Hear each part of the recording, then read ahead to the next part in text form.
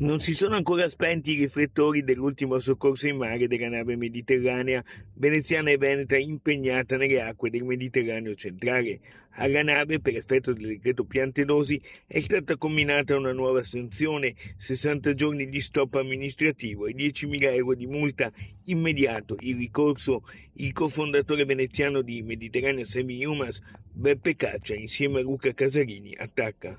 Ancora una volta il governo colpisce, vorrebbe colpire le persone che affrontano già in drammatiche condizioni la traversata del Mediterraneo e vendicarsi nei confronti di chi, come noi, le soccorre e le sbarca al sicuro in Europa.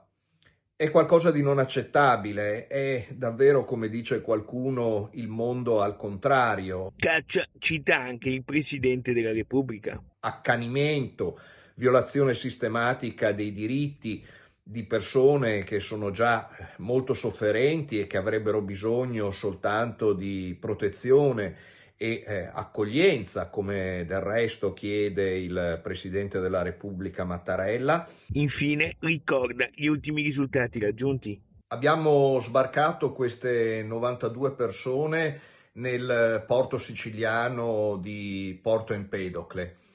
Questo è avvenuto sulla base di due disposizioni della magistratura. Questo nonostante il Ministero degli Interni continuasse a insistere sul fatto che la nostra nave doveva affrontare una più lunga traversata fino al porto di Livorno.